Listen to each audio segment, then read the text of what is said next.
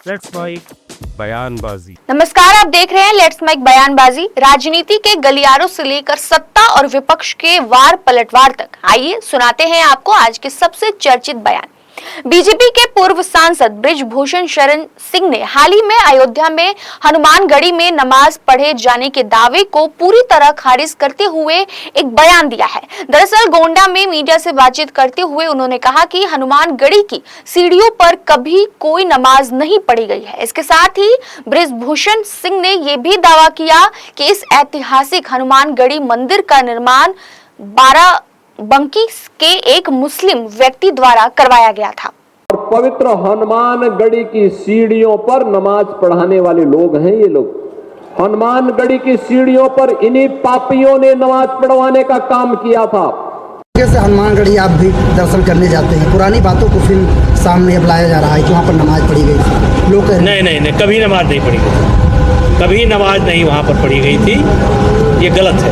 जिस तरीके से शंकराचार्य कल आए थे, उन्होंने कहा कि अगर कोई साबित कर दे तो मैं हनुमानगढ़ी जाना छोड़ दूंगा, और योगी जी को इस तरीके से झूठ नहीं बोलना चाहिए और देखिए मैं किसी के बयान पर टिप्पणी नहीं करना चाहता, लेकिन नमाज हनुमानगढ़ी पर नमाज पढ़ी गई ये बात गलत है।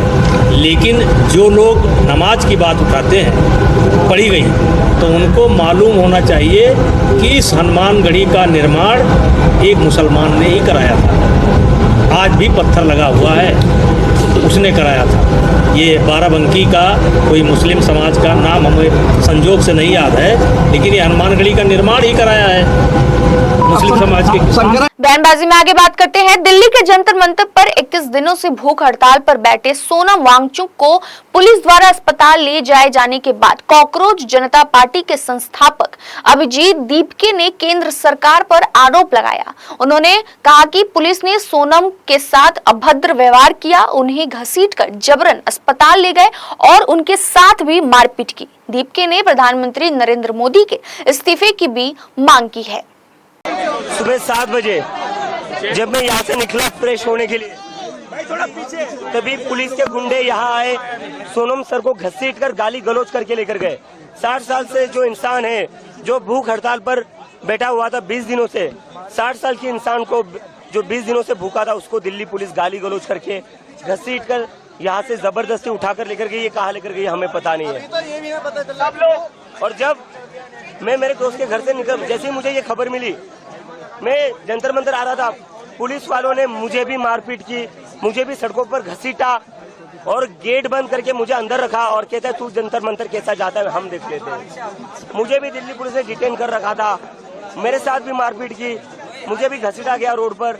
और यहाँ पर जितने सारे स्टूडेंट्स हैं उनके साथ भी दिल्ली पुलिस ने मारपीट की है। कहाँ पर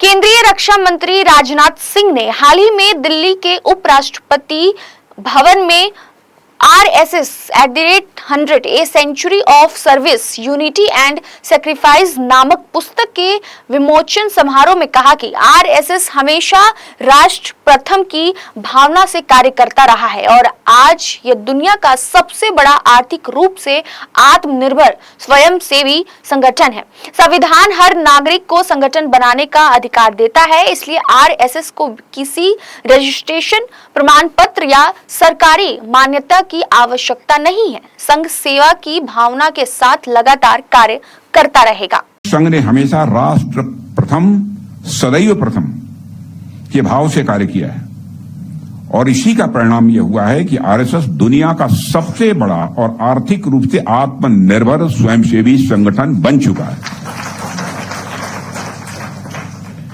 लेकिन अभी हाल ही में कांग्रेस के एक बड़े नेता ये पूछ रहे थे कि RSS रजिस्टर्ड क्यों नहीं है। ऐसी बातों का जवाब नहीं दिया जाना चाहिए, क्योंकि संविधान हर व्यक्ति को संगठन बनाने का अधिकार देता है। मैं इसमें यह बात जोड़ना चाहता हूं कि मां के प्रेम का कोई लाइसेंस नहीं होता है, गुरु के संस्कार किसी सरकारी मुहर के मोहताज नहीं होते हैं। मां गंगा को बहने के लिए लाइसेंस नहीं चाहिए। आगे बढ़ते हैं। राजस्थान भाजपा अध्यक्ष मदन राठौड़ ने राजस्थानी भाषा को संविधान की 8वीं अनुसूची में शामिल करने की मांग पर कहा कि राजस्थानी भाषा को आधिकारिक मान्यता दिलाने के प्रयास लगातार जारी हैं। यदि राजस्थानी भाषा को मान्यता मिलती है तो ये पूरे प्रदेश के लिए खुशी का कदम होगा। देखिए, हम तो फ्रेंच भी पढ़ाना चाहते हैं, इटालियन लैंग्वेज भी पढ़ाना चाहते हैं, जर्मन लैंग्वेज भी पढ़ाना चाहते हैं। तो लैंग्वेज पढ़ाने में कोई दिक्कत नहीं है। और जहाँ तक राजस्थानी भाषा की मान्यता की बात है, लगातार उठती जा रही है और हम सब भी ये कोशिश तो कर ही रहे हैं कि राजस्थानी भाषा को मान्यता मिले। लेकिन हमारे यहाँ पर राजस्थानी भाषा एक नहीं होने के कारण से कहीं पर बागड़ है, कहीं पर गोडवाड़ी भाषा है, कहीं पर मारवाड़ी है, कहीं पर ढूंढाड़ है। तो यूँ करके अलग अलग जगह पर थोड़ी थोड़ी फर्क आता है। लेकिन फिर भी इसको यदि एक करके और इसकी मान्यता की बात की जाती है तो स्वागत योग्य, और हम तो स्वागत करते हैं। हम तो चाहेंगे कि हमारी राजस्थानी भाषा, मारवाड़ी भाषा या जो भी हमारी राजस्थानी भाषा है उसको मान्यता मिले। हम तो प्रयत्नशील हैं। चलिए बयानबाजी में आगे बात करते हैं। आरजेडी सांसद मनोज कुमार झा ने प्रधानमंत्री नरेंद्र मोदी द्वारा विपक्ष पर दंगे भड़काने और नकारात्मक राजनीति करने के आरोप पर पलटवार करते हुए कहा कि अगर यह पता लगाया जाए कि दंगे भड़काने में कौन सी पार्टी सबसे आगे रही है तो इसका जवाब खुद प्रधानमंत्री को मिल जाएगा। प्रधानमंत्री पश्चिम एशिया के हालात, आय असमानता और परीक्षा पेपर लीक जैसे मुद्दों पर चुप रहते हैं, लेकिन चुनाव आते ही उनका पूरा ध्यान चुनावी राजनीति पर केंद्रित हो जाता है। अब दंगे का पर्यायवाची अगर गूगल करिएगा कि कौन पार्टी एक्सपर्ट है तो प्रधानमंत्री जी भी गूगल करेंगे तो पता चल जाएगा उनको, इसलिए गूगल नहीं करते। वो टेलीप्रॉम्प्टर पर जो लिखा हुआ है उसको पढ़ देते हैं। मैंने तो दंगों पे काम किया है भाई, मैं जानता हूँ कौन लोग हुआ करते हैं, किन की भूमिका रही। आज से नहीं, जबलपुर के दंगे से लेकर के बाद तक। बहरहाल जाने दीजिए। अब प्रधानमंत्री ओरिजिनल मोड में आ गए, क्योंकि वेस्ट एशिया पे चुप्पी रह जाती है, अमेरिका के इस पर चुप्पी रह जाती है, आय की असमानता पे चुप्पी रह जाती है, लीक हो रहा है पेपर, चुप्पी रह जाती है। लेकिन चुनाव में अचानक से उनका टेम्पलेट जो है वो चुनाव वाला टेम्पलेट है। अब वो आ गए फॉर्म में, बस इतना ही कहूंगा। लेकिन आप देश के प्रधानमंत्री हैं, आपके जिम्मे और भी चुनौतियां हैं। सिर्फ विपक्ष को खारिज करना, डेमोनाइज करना और विपक्ष के लोगों को समेट करके अपने अंदर लाना, please sir, enough is enough. दूसरा आरएसएस के रजिस्ट्रेशन का मुद्दा। आगे बढ़ते हैं। संसद में विपक्ष के रवैये पर भाजपा नेता शाहनवाज हुसैन ने लोकसभा में नेता प्रतिपक्ष राहुल गांधी पर निशाना साधा। उन्होंने कहा कि राहुल गांधी को लगता है कि वे संसद की कार्रवाई और विधेयकों को रोक सकते हैं, लेकिन ऐसा संभव नहीं है। इस बार संसद में विपक्ष की संख्या पहले से कम है, इसलिए राहुल गांधी की आवाज भी पहले जैसी नहीं रहेगी। राहुल गांधी को विपक्ष की भूमिका निभाना नहीं आता है। उनका सत्र हो रहा है, हमारी अपील है कि वो लोग सत्र में शामिल हों। विपक्ष के नेता राहुल गांधी को ये बात का गुमान है कि वो विपक्ष के नेता हैं तो वो संसद को रोक सकते हैं, बिल को रोक सकते हैं। अब इस पिछले सत्र में और इस सत्र में अंतर ये है कि राहुल गांधी की ताकत विपक्ष के नेता के तौर पे जो वो अपने आप को मानते थे उसमें संख्या कम हो गई है। और जब संख्या कम हो गई है तो राहुल गांधी का जो वॉइस है वो थोड़ा स्लो होगा, ऐसा हमें जरूर लगता है। उनको विपक्ष के जो अन्य नेता रहे हैं, कभी अटल बिहारी वाजपेयी जी, लाल कृष्ण आडवाणी जी, सुषमा स्वराज जी, अरुण जेटली जी, जिन लोगों ने विपक्ष के नेता के तौर पे रोल अदा किया, उनको पढ़ना चाहिए, उनसे सीखना चाहिए कि विपक्ष के नेता का मतलब ये नहीं है कि संसद को रोकना उनकी जिम्मेदारी है। संसद चले, ज्यादा से ज्यादा सांसद विषय उठा पाए, ये जिम्मेदारी होती है। हम लोग जब विपक्ष में थे तो ये सोचते थे कि ज्यादा से ज्यादा बोलने का मौका मिले। आज जो राहुल गांधी की टीम के जो लोग हैं, जो सांसद हैं या उनके सहयोगी दल हैं, उनके जो सांसद हैं वो अपनी पहचान नहीं बना पा रहे। उनकी पहचान सिर्फ हंगामा करना, धींगा मुष्टि करना, संसद को रोक देना, वेल में चले जाना, ये विपक्ष का रोल सही नहीं है। सत्ता में रहना तो उनको नहीं आता। आगे बढ़ते हैं। राजस्थान के मुख्यमंत्री भजनलाल शर्मा ने नागौर दौरे के दौरान मीडिया से बातचीत में कहा कि उन्होंने गांव की महिलाओं, किसानों, पशुपालकों और युवाओं से सीधे संवाद कर उनकी समस्याओं और सुझावों को सुना। साल 2014 के बाद विकास की जो गति बढ़ी है, उसका असर अब जमीनी स्तर पर साफ दिखाई दे रहा है। मैं इस गांव में कल महिलाओं से संवाद किया, किसानों से संवाद किया, पशुपालकों से संवाद किया, यहाँ के युवा भाइयों से संवाद किया। देश के यशस्वी प्रधानमंत्री नरेंद्र मोदी जी के नेतृत्व में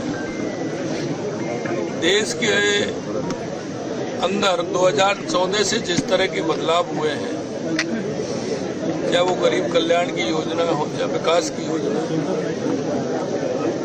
निश्चित रूप से गांव में वो धरातल पर पूर्ण रूप से आ रही है। यहाँ का आपने अभी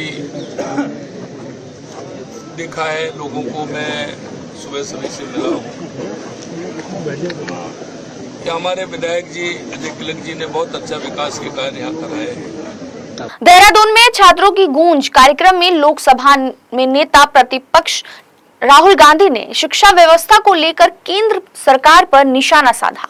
उन्होंने कहा कि छात्रों के साथ 4 तरह के अन्याय हो रहे हैं। शिक्षा की बढ़ती लागत, सीमित अवसर के कारण कम छात्रों का सफल होना और सबसे गंभीर समस्या पेपर लीक है। तो 4 तरीके के आपके सामने अन्याय हो रहे हैं, 4 अन्याय हो रहे हैं। पहला अन्याय, शिक्षा की कॉस्ट 9 लाख रुपए।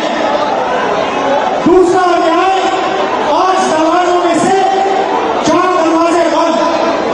तीसरा अन्याय, 150 बच्चों में से सिर्फ एक लड़का या लड़की सफलता प्राप्त कर सकते हैं। और फाइनल और सबसे गंदा अन्याय, पेपर लीक का अन्याय। ये सच कि एक रास्ता नहीं है, 2 रास्ते हैं। आज का हमारा जो डिस्कशन है वो इस सवाल पर है, पेपर लीक पर है।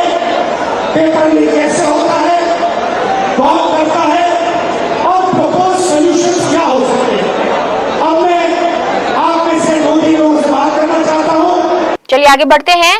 वहीं कांग्रेस नेता पवन खेड़ा ने देहरादून में छात्रों की गूंज कार्यक्रम पर कहा कि छात्रों की आवाज सुनना और उसे संसद तक पहुंचाना हमारी जिम्मेदारी है। हम सुनने आए हैं, सुनाने आए हैं। उत्तराखंड के अंदर आप इसको भुना पाएंगे? बात भुनाने की नहीं है साहब, बात है कि नौजवानों की बात सुनना और उस आवाज को संसद में पहुंचाना, ये हमारी जिम्मेदारी है।